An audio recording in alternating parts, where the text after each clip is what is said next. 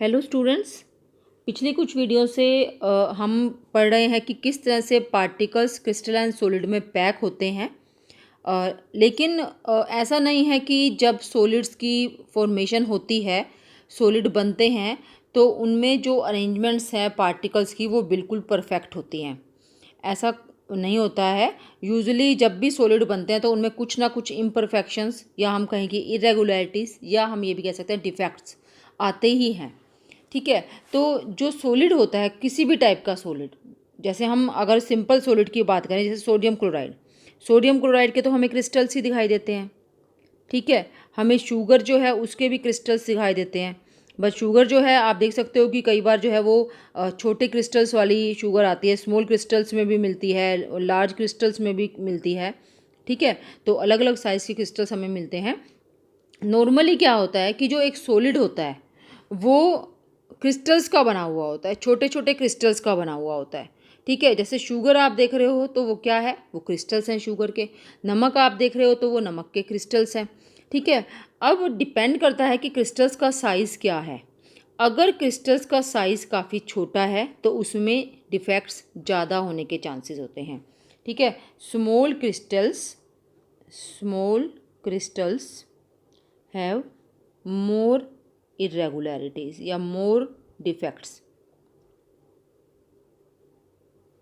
ठीक है। लेकिन जो लार्ज क्रिस्टल्स होते हैं, ऐसा नहीं है कि लार्ज क्रिस्टल्स में इरेगुलरिटीज़ होती ही नहीं है, बहुत कम होती हैं उसमें। मतलब परफेक्ट तो वो भी नहीं होते हैं, लेकिन उसके अंदर काफ़ी कम इरेगुलरिटीज़ होती हैं। माइन्यूट डिफेक्ट्स हम कह सकते हैं उसमें, बट होते ज़रूर हैं। ठीक है। अब ये डिपेंड करता है कि क्रिस्टल्स, अब हम ये सोचें कि हम बड़े ही क्रिस्टल्स ले लें। ठीक है। हम छोटे क्रिस्टल्स लें ही ना, जिससे कि डिफेक्ट्स भी ना हों। लेकिन एक्चुअल में क्या होता है कि क्रिस्टल्स छोटे बनेंगे या बड़े बनेंगे, वो डिपेंड करता है कि क्रिस्टलाइजेशन जो है वो किस स्पीड से हुई है। ठीक है। आप जैसे कि मान लो आपको शुगर है, शुगर को आप क्रिस्टलाइज कर रहे हो शुगर सॉल्यूशन से। ठीक है। अगर शुगर की क्रिस्टलाइजेशन काफ़ी स्लो होती है, इफ़ क्रिस्टलाइजेशन इज स्लो, अगर क्रिस्टलाइजेशन जो है वो स्लो स्पीड पे हो रही है, स्लो रेट पर हो रही है, तो क्रिस्टल्स जो हैं, क्रिस्टल्स का साइज ऑफ क्रिस्टल्स जो बनेंगे इज़ लार्ज। ठीक है। लेकिन स्पीडी क्रिस्टलाइजेशन है, अगर स्पीडी क्रिस्टलाइजेशन मीन्स कि हाई स्पीड पर क्रिस्टलाइजेशन होती है अगर, तो उससे जो है वो स्मॉल क्रिस्टल्स बनते हैं।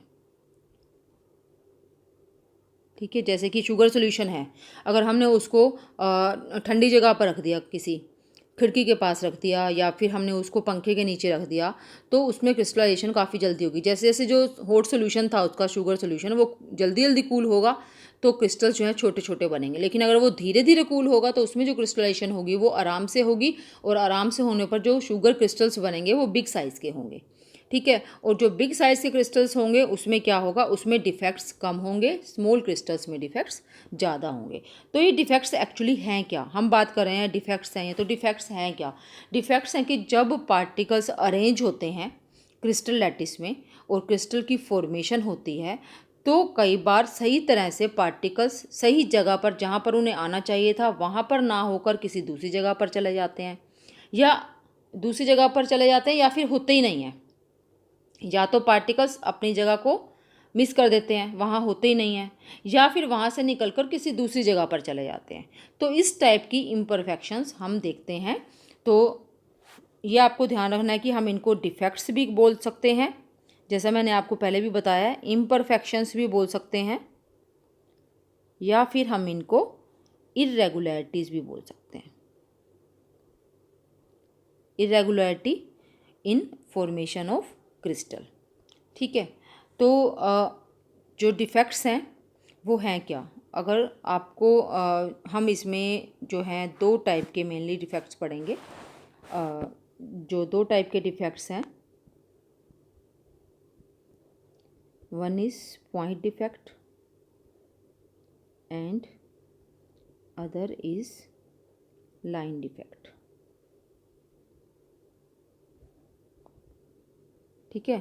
तो पहले आपको डिफेक्ट की जो डेफिनेशन है वो पता होनी चाहिए। सिंपली वैसे तो मैंने आपको बताई थी कि डिफेक्ट्स क्या हैं। डिफेक्ट्स जो हैं वो इरेगुलरिटीज़ हैं जब पार्टिकल्स की अरेंजमेंट होती है। तो इसकी हम सिंपल सी एक डेफिनेशन कर लेते हैं। डिफेक्ट्स क्या हैं? Defects are irregularities in arrangement of constituent particles। ठीक है, ये डिफेक्ट की डेफिनेशन है। अगर आपको डिफेक्ट की डेफिनेशन है तो आप पॉइंट डिफेक्ट और लाइन डिफेक्ट इजीली समझ जाएंगे। जब पार्टिकल्स अरेंज हो रहे हैं, कंस्टिट्यूएंट पार्टिकल्स, तो जो इरेगुलरिटीज़ आती हैं उन्हें हम डिफेक्ट्स कहते हैं या हम उन्हें इम्परफेक्शंस कहते हैं। और पॉइंट डिफेक्ट क्या है? पॉइंट डिफेक्ट, पॉइंट वर्ड आपको ध्यान हो, अगर हमने बोला था लैटिस पॉइंट, है ना, लैटिस पॉइंट भी बोलते हैं, लैटिस साइट भी बोलते हैं। अगर जो डिफेक्ट है वो सिर्फ किसी एक पॉइंट के अराउंड है, ठीक है, तो वो पॉइंट डिफेक्ट कहलाएगा। मतलब कि कोई एक पॉइंट पर पार्टिकल नहीं आया, ठीक है, या वहाँ से निकलकर किसी दूसरी जगह पर चला गया, तो ये जो टाइप के डिफेक्ट्स हैं ये पॉइंट डिफेक्ट्स कहलाएंगे। तो पॉइंट डिफेक्ट क्या है? Point defect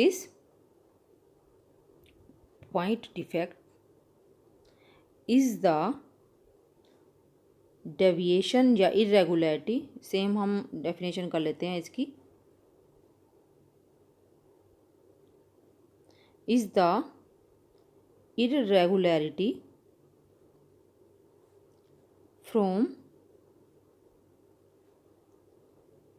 ideal arrangement around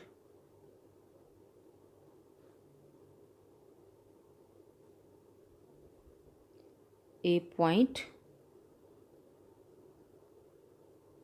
in crystals। Crystalline solid भी लिख सकते हैं हम, क्रिस्टल भी लिख सकते हैं, ठीक है। तो पॉइंट डिफेक्ट क्या है? पॉइंट डिफेक्ट है irregularity from ideal arrangement. Ideal means जो होनी चाहिए थी, जो हमने सोचा कि जैसे आपने 1 डायमेंशन में अरेंजमेंट देखी, 2 डायमेंशन में, 3 डायमेंशन में, तो जैसे हम सोच रहे थे ना कि ऐसी होनी चाहिए, वो आइडियल अरेंजमेंट है जैसी हमने देखी। लेकिन अगर उस आइडियल अरेंजमेंट से कुछ चेंज हो जाता है किसी एक पॉइंट के कारण ही सिर्फ, तो उसे पॉइंट डिफेक्ट कहते हैं। और लाइन डिफेक्ट क्या है? लाइन डिफेक्ट है अगर पूरी रो में ही डिफेक्ट आ जाता है। Line defect is the irregularity from ideal arrangement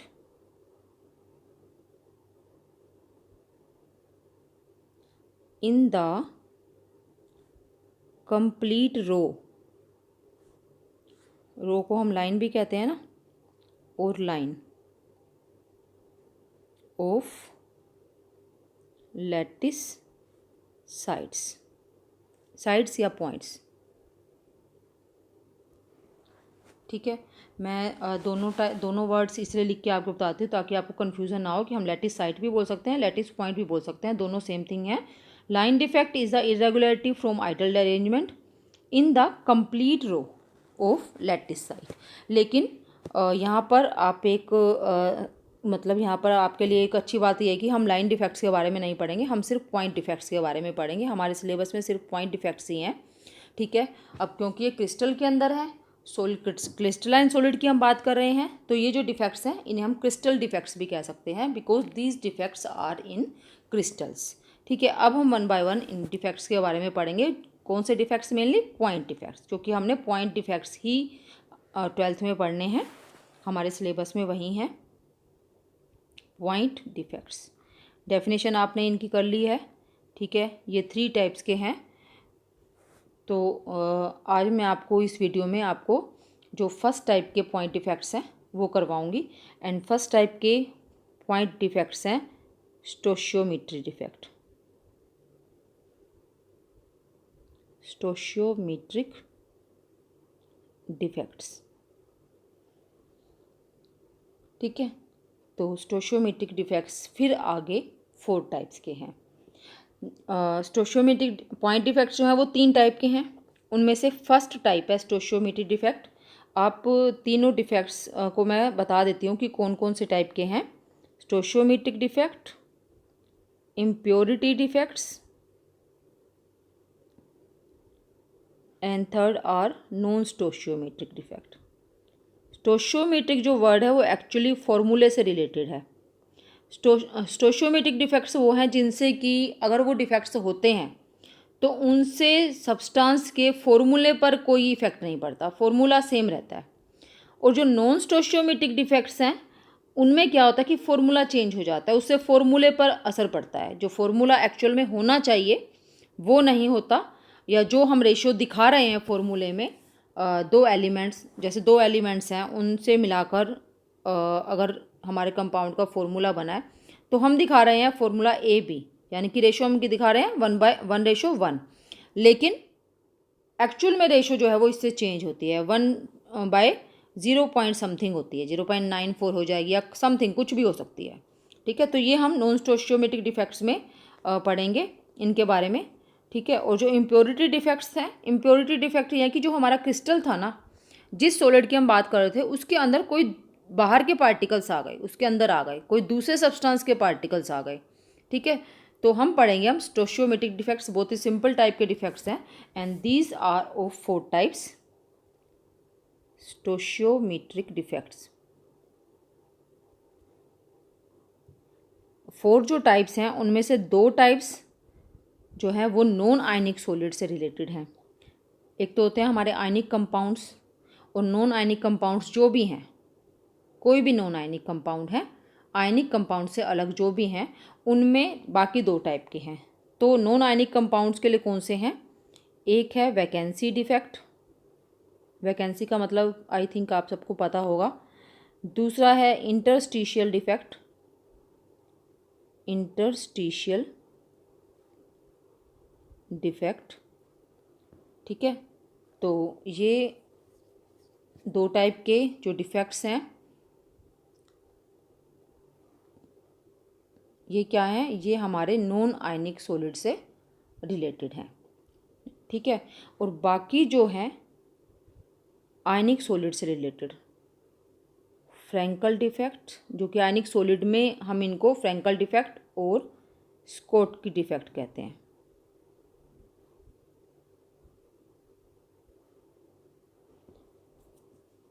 ठीक है, तो अब हम 1 बाय 1 इनको पढ़ेंगे। सबसे पहले हम देखते हैं वैकेंसी डिफेक्ट्स।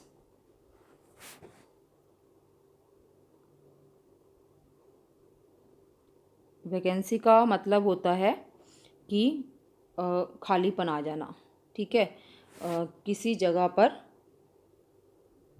कोई जो जगह है उसमें वैकेंसी का मतलब आप समझते हैं कि वैकेंसी होना मतलब कि रिक्त स्थान होना, है ना। तो जो प्लेस था जहाँ पर कि पार्टिकल्स होने चाहिए थे, जो लैटिस पॉइंट थे, लैटिस पॉइंट से पार्टिकल जो है निकल जाते हैं, निकल कर वो क्रिस्टल से बाहर चले जाते हैं। ठीक है, वो उसको मिस कर देते हैं, मतलब कि लैटिस साइड को छोड़ देते हैं। तो हम कहते हैं कि क्रिस्टल में क्या है? वैकेंसी डिफेक्ट है। ठीक है, if some of the constituent particles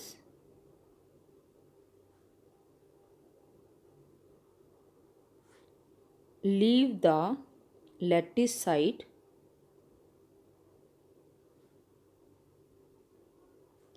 it create vacancies। ठीक है, अगर कंस्टिट्यूएंट पार्टिकल जो है वो लैटिस साइट पर नहीं होगा तो इससे क्या होगा? वैकेंसी क्रिएट होगी, and then the defect is called, या हम सिंपली कह सकते हैं कि this type of defect is called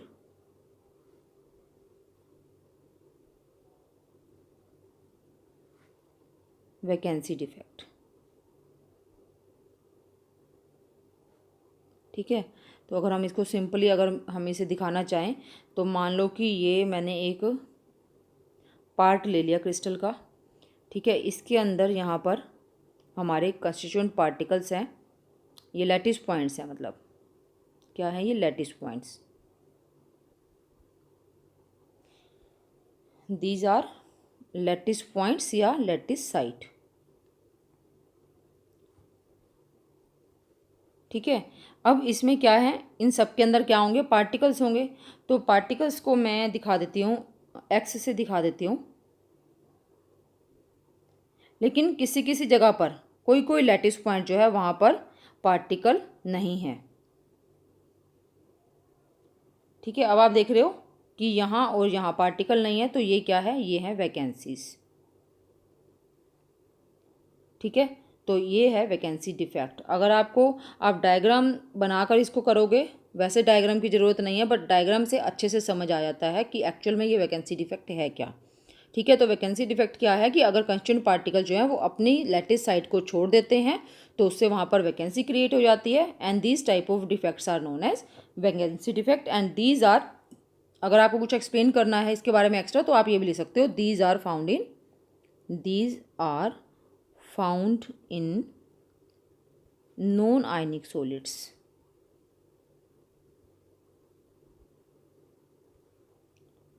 ठीक है, इसके बाद हम नेक्स्ट करते हैं सेकंड टाइप के इंटरस्टिशियल डिफेक्ट्स। इंटरस्टिशियल साइट क्या होती है, इंटरस्टिशियल साइट होती है जो वर्ड्स होती है ना, आप उनको कह सकते हो इंटरस्टिशियल साइट्स, वॉइड या होल, उनको हम इंटरस्टिशियल साइट भी कहते हैं। लैटिस साइट क्या होती है, जहाँ पर कि पार्टिकल्स होते हैं, और लैटिस साइट्स के बीच में जो खाली जगह होती है उसको हम वॉइड भी कहते हैं, उसको हम होल भी कहते हैं, उसको हम इंटरस्टिशियस भी कहते हैं या इंटरस्टिशियल साइट भी कहते हैं। ठीक है, तो इंटरस्टिशियल डिफेक्ट, अगर वर्ड आ रहा है इंटरस्टिशियल, तो यहाँ पर क्या है कि जो पार्टिकल्स हैं वो अपनी जगह पर तो हैं ही हैं, उसके अलावा वो जो है इंटरस्टिशियस में भी आ जाते हैं। अगर पार्टिकल्स का साइज़ काफ़ी छोटा है ना, तो वो इंटरस्टिशियस पर भी आ जाते हैं। तो उससे क्या होता है कि इंटरस्टिशियल डिफेक्ट क्रिएट हो जाता है। ठीक है, particles are present at lattice sites but also they occupy some interstitial sites. ठीक है, तो उससे क्या है, क्या प्रोड्यूस होता है, उससे प्रोड्यूस होता है interstitial defect. When constituent particles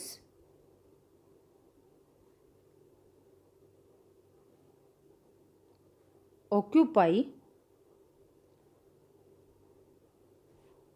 some of the interstitial sites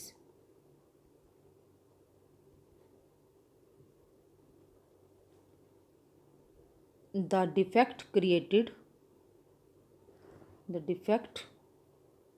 created या produced is called interstitial defect। इसका आप सिंपल सा डायग्राम ड्रॉ कर सकते हो। आई थिंक इसी तरह से बनाना है जैसा कि हमने वैकेंसी डिफेक्ट का बनाया है। One part of crystal is taken, ये जो है ये लैटिस साइट्स हैं।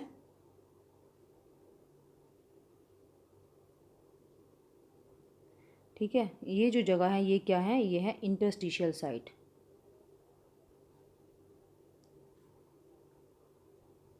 और ये क्या है, ये है lattice sites. Lattice sites are the places where particles occupy the place. ठीक है, तो हम यहाँ पर भी इनको भी लैटिस पॉइंट्स को हम एक्स से दिखा देते हैं पार्टिकल्स को। तो ये अपने लैटिस साइट्स पर तो हैं ही हैं, लेकिन उसके अलावा मैंने क्या कहा कि कहाँ पर हैं, किसी किसी इंटरस्टिशियल साइट पर भी आ जाते हैं। अगर इनका साइज़ छोटा है तो ये किसी किसी इंटरस्टिशियल साइट को भी ऑक्यूपाई कर लेते हैं, और इससे क्या प्रोड्यूस होता है, इससे प्रोड्यूस होता है इंटरस्टिशियल डिफेक्ट। ठीक है, अब यहाँ आपको अगर आ जाए कंपैरिजन करने का, अगर आपको कंपैरिजन करना आ जाए कि वैकेंसी डिफेक्ट और इंटरस्टिशियल डिफेक्ट में क्या कंपैरिजन है, या इस टाइप का क्वेश्चन भी पूछ लिया जाता है कि क्या इससे जो सब्सटेंस है उसकी डेंसिटी पर कुछ इफेक्ट पड़ेगा। तो आप देखिए फ्रैंकल डिफेक्ट, वैकेंसी डिफेक्ट में आप देखिए कि पार्टिकल्स मिसिंग है, अपनी जगह पर नहीं है, और अगर वो अपनी जगह पर नहीं है तो मास जो है क्रिस्टल का वो कम हो जाएगा। ठीक है, मैं थोड़ा सा यहाँ पर ऐड कर देती हूँ जो मुझे साथ साथ ही बताना था। अगर पार्टिकल्स मिसिंग हैं, आपके पास एक बॉक्स है, ठीक है, उस बॉक्स में पहले जो है वो 10 बॉल्स थी, तो 10 बॉल का मास था मान लो 10x, ठीक है, 2 बोल्स आपने निकाल दी, क्या रह गया मास 8x, लेकिन जो बॉक्स का टोटल वॉल्यूम है, वॉल्यूम तो सेम रहा ना, वॉल्यूम तो सेम रहा, बट जो मास है वो डिक्रीज हो गया, है ना। तो डेंसिटी पर क्या इफेक्ट पड़ेगा? डेंसिटी क्या होती है? डेंसिटी होती है मास बाय वॉल्यूम। अगर मास डिक्रीज होगा तो डेंसिटी डिक्रीज हो जाएगी। तो वैकेंसी डिफेक्ट में क्या होता है? Density of substance decreases. ये आपको ध्यान रखना है इसमें ज़रूर, ये इंपॉर्टेंट पॉइंट था जो मुझे साथ साथ बताना था, ये मिस हो गया यहाँ पर। ठीक है, आपको ये ध्यान रखना है कि density of the substance decreases if it has vacancy defects. लेकिन इंटरस्टिशियल डिफेक्ट में क्या होगा? इंटरस्टिशियल डिफेक्ट में तो एक्स्ट्रा, वही सेम वॉल्यूम है, सेम बॉक्स है, लेकिन उसके अंदर एक्स्ट्रा पार्टिकल्स आ गए, as extra particles are there in the crystal lattice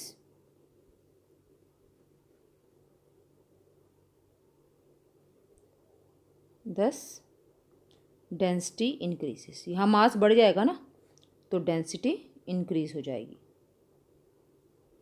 ठीक है, तो ये इन दोनों में एक जो आप कह सकते हो कि मेन डिफरेंस है कि जो वैकेंसी डिफेक्ट हैं उनमें डेंसिटी डिक्रीज हो जाती है और इंटरस्टिशियल डिफेक्ट्स में डेंसिटी इंक्रीज हो जाती है।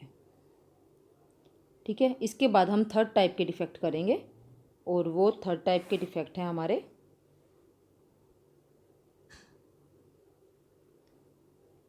Frenkel defect.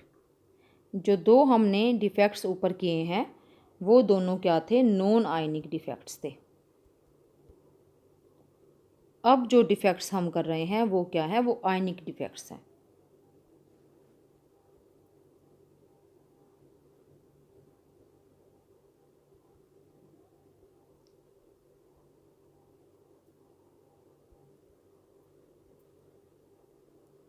ठीक है, तो उसमें पहला, लेकिन वैसे हमारा ये थर्ड स्टोशियोमेट्रिक डिफेक्ट है फ्रैंकल डिफेक्ट।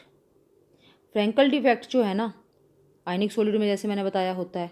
ठीक है, और ये कहाँ पर होता है? फ्रैंकल डिफेक्ट जो है वो किन क्रिस्टल्स में होता है? लोकेशन क्या है इसकी मेनली? ठीक है, लोकेटेड इन, ये कहाँ लोकेटेड होता है? Located in ionic substances where there is large difference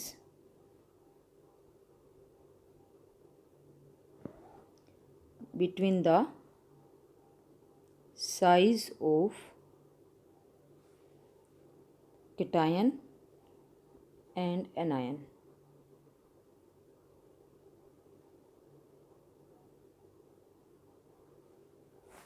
ठीक है, ये आपने ध्यान रखना है। ये होता कहाँ है फ्रैंकल डिफेक्ट? किस टाइप के क्रिस्टल्स में ये होता है? जहाँ पर कि किस टाइप के आयनिक सब्सटेंसेस में होता है? उन आयनिक सब्सटेंसेस में जिनके कैटायन और एनायन के साइज़ में काफ़ी डिफरेंस होता है। तो मैं इनके एग्जांपल भी आपको यहीं बता देती हूँ। For example zinc sulphide, silver iodide, silver bromide. ठीक है, यहाँ पर क्या है? सिल्वर आयन या जिंक आयंस जो हैं ये काफ़ी छोटे हैं। Zinc ion and silver ions are very smaller than the sulphide, iodide और ब्रोमाइड आयन। तो काफ़ी ज़्यादा डिफरेंस होने के कारण इनमें फ्रैंकल डिफेक्ट होता है। और ये है क्या फ्रैंकल डिफेक्ट? फ्रैंकल डिफेक्ट जो है एक्चुअल में जो हमने वैकेंसी और इंटरस्टिशियल डिफेक्ट पढ़े हैं उन दोनों का मिक्सचर है। इसमें क्या होता है कि वैकेंसीज़ हैं, ठीक है, वैकेंसीज़ हैं जो कुछ आयंस ऐसे होते हैं, यहाँ पर आपको बताना होगा कि कौन से आयंस होते हैं, वो आपको सोचना होगा अपने माइंड में कि वो कौन से आयंस हैं। कुछ आयंस ऐसे हैं, दो टाइप के आयंस हैं आयनिक सब्सटेंस में, कैटायंस एंड एनायंस। ठीक है, उनमें से एक टाइप के आयंस जो हैं अपनी लैटिस साइट को छोड़कर इंटरस्टिशियल साइट पर आ जाते हैं। तो वो कौन सी टाइप के आयंस होंगे? कैटायंस होंगे या एनायंस होंगे जो कि अपनी लैटिस साइट को छोड़कर इंटरस्टिशियल साइट को ऑक्यूपाई कर लेंगे। हम जानते हैं कि कैटायंस का साइज़ जो है वो एनायन से छोटा होता है, ठीक है। जैसा यहाँ पर देखो आप, यहाँ पर मैंने पहले ही आपको बता दिया कि जहाँ पर कैटायंस और एनायंस के साइज़ में काफ़ी ज़्यादा डिफरेंस है, और ये भी बता दिया आपको कि जिंक आयन और सिल्वर आयंस का साइज़ काफ़ी कम होता है, ठीक है। तो इसका मतलब जो कैटायंस हैं उनका साइज़ छोटा होता है। तो कैटायंस जो हैं फ्रैंकल डिफेक्ट में अपनी जगह छोड़कर कहाँ आ जाएंगे, वो इंटरस्टिशियल साइट पर आ जाएंगे, मतलब वैकेंसी भी क्रिएट हो जाएगी उनकी साइट पर और इंटरस्टिशियल साइट भी ऑक्यूपाई हो जाएगी। तो दोनों ही टाइप के डिफेक्ट्स हैं। तो इसको हम एक डायग्राम से समझते हैं।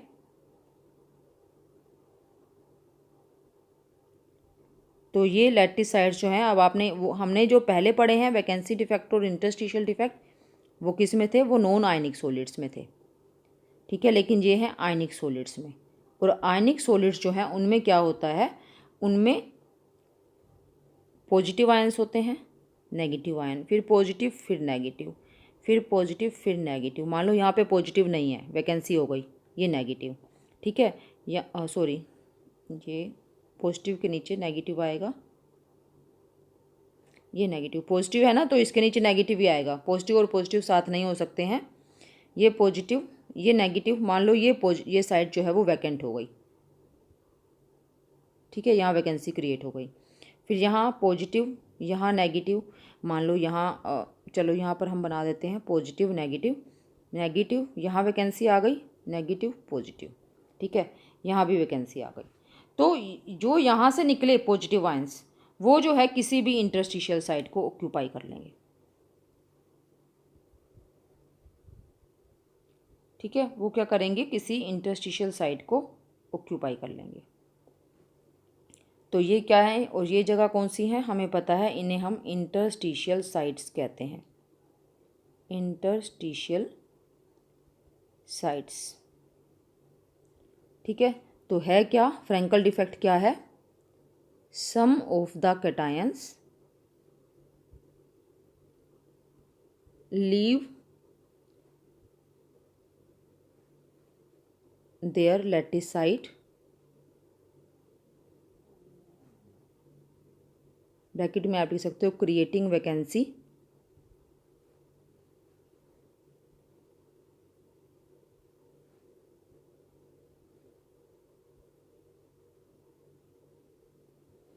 and occupy any interstitial site,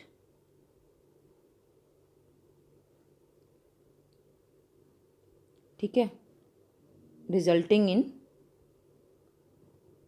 Frenkel defect.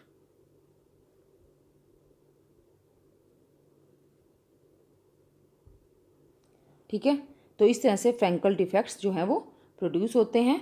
यहाँ पर क्या है, यहाँ पर पॉजिटिव आयंस वैकेंसी तो क्रिएट की उन्होंने, लेकिन वो इंटरस्टिशियल साइट पर चले गए। तो कुछ पॉइंट्स इसमें ध्यान रखने के हैं। पहला पॉइंट कि आप ये देखो कि कोई भी आयन बाहर नहीं गया क्रिस्टल से, वह सभी आयन वहीं के वहीं हैं, ठीक है। अगर मान लो पॉजिटिव आयन निकल कर बाहर चला जाता तो क्रिस्टल के अंदर क्या होता है, एक नेगेटिव आयन एक्स्ट्रा हो जाता, ठीक है। अभी आप देखो दोनों इक्वल हैं।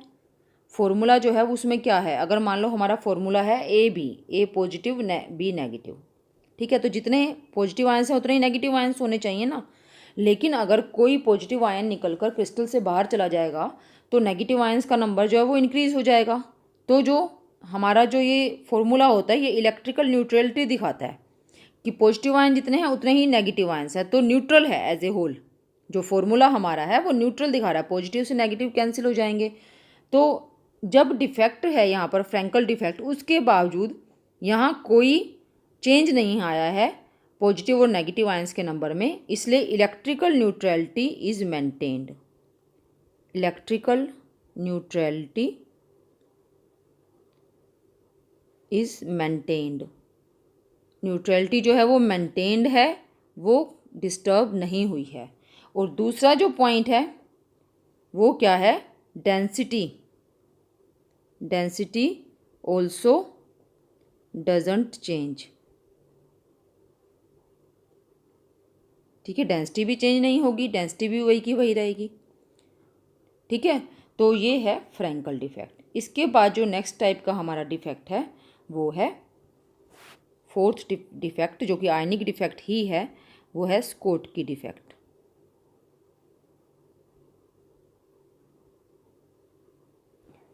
ठीक है। जो स्कोट की डिफेक्ट है ये मेनली वैकेंसी डिफेक्ट ही है।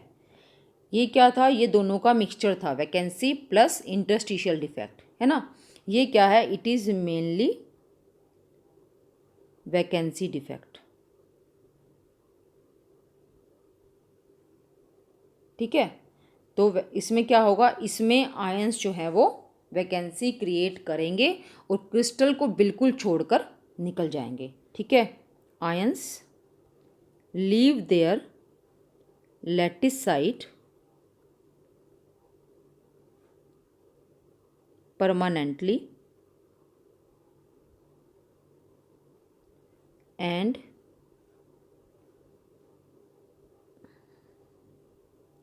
go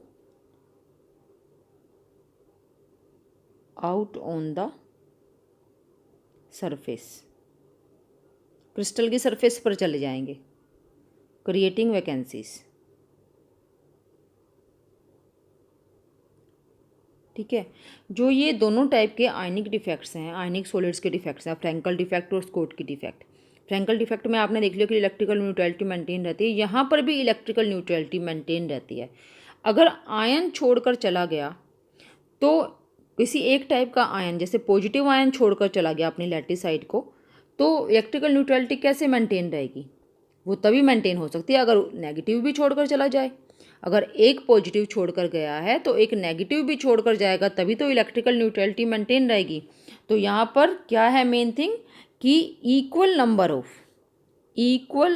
ऑफ मेन पॉइंट क्या है इसका, equal number of cations and या आप लिख सकते हो cationic and anionic vacancies are created.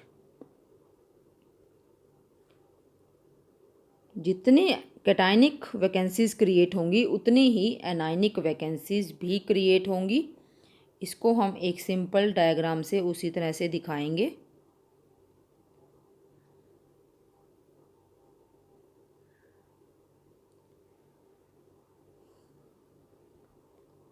हम कैटायन दिखा रहे हैं, ये एनायन, कैटायन, एनायन। ठीक है। यहाँ पर मान लो एनायन नहीं है, वैकेंसी क्रिएट हो गई, यहाँ कैटायन है, यहाँ एनायन है, कैटायन। ठीक है। यहाँ पर कैटायन, एनायन, कैटायन की वैकेंसी और ये एनायन। ठीक है। तो ये किसकी वैकेंसी है, ये है कैटायन वैकेंसीज, कैटायनिक वैकेंसी। ठीक है। और ये क्या है, ये है एनायनिक वैकेंसी।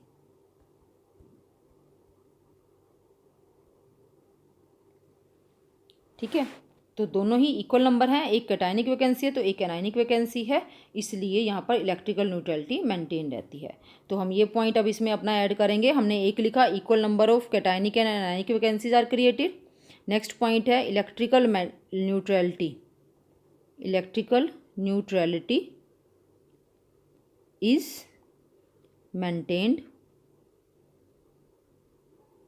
नेक्स्ट बात आती है हमारी डेंसिटी की। अब आप देखो डेंसिटी पर क्या इफेक्ट पड़ेगा, क्योंकि आयंस तो मिस हो गए, निकल कर बाहर चले गए, यानी कि मास कम हो गया, मास डिक्रीज हो गया। इट मीन्स डेंसिटी भी डिक्रीजेस, डेंसिटी डिक्रीजेस। ये आपके जो पॉइंट्स हैं ना, ये जब आपके डिफ्रेंशिएट करना आएगा फ्रैंकल डिफेक्ट और स्कोट की डिफेक्ट में, तो वहाँ आपको ये पॉइंट्स काम आएंगे। तो वहाँ पर मेनली हम 3 पॉइंट्स बताते हैं, फ्रैंकल और स्कोट की डिफेक्ट में डिफरेंस मेनली 3 पॉइंट्स दिखाते हैं। ठीक है। एक तो दोनों की डेफिनेशंस आप बता सकते हो। Frenkel defects are the defects when some of the cations leave their lattice site and occupy interstitial site. ठीक है। And Schottky defects in which equal number of cations and anions create vacancies. ठीक है। Second क्या है, electrical neutrality maintain रहती है। खैर वो तो डिफरेंस है ही नहीं, दोनों में इलेक्ट्रिकल न्यूट्रलिटी मेंटेन रहती है।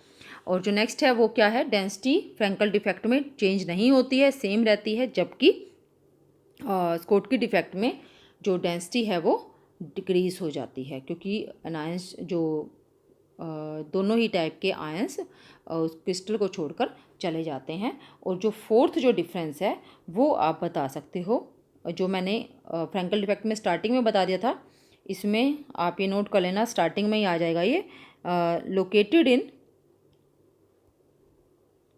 these type of these defects are located in ionic substances। Frenkel defect कैसे आयनिक सब्सटेंसेस में थे, जहाँ पर कि कैटायन और एनायन के साइज में काफ़ी ज़्यादा डिफरेंस था। बट यहाँ क्या है, these are located in ionic substances in which there is small difference. Cation और एनायन के साइज में स्मॉल डिफरेंस है, small difference in size of cations and anions. तो ये आपका थर्ड डिफरेंस हो गया, ठीक है। और उसके साथ आपको एग्जाम्पल भी ज़रूर बताने हैं। एग्जाम्पल मैंने उसमें आपको बता दिए, जिंक सल्फाइड है, सिल्वर क्लोराइड है, सिल्वर ब्रोमाइड है एंड सिल्वर आयोडाइड है। यहाँ पर जो एग्जाम्पल्स हैं वो आप कर सकते हो, सोडियम क्लोराइड, पोटेशियम क्लोराइड, ठीक है। अप्रोक्सीमेटली साइज सेम होता है ना सोडियम और क्लोरीन का, सोडियम आयन और क्लोराइड आयन का, क्योंकि दोनों एक ही पीरियड में है, ठीक है।